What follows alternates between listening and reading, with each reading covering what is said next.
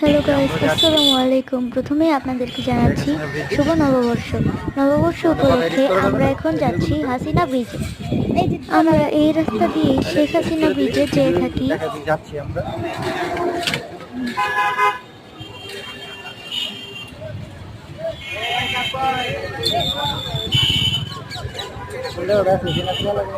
এই জায়গাটির নাম হচ্ছে কাচারি পুকুর পাড়।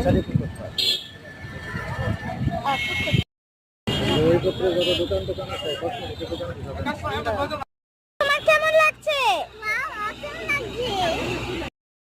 আমরা একটা সুন্দর রেস্টুরেন্টে এসেছি, আপনাদেরকে দেখাচ্ছি রেস্টুরেন্টটা।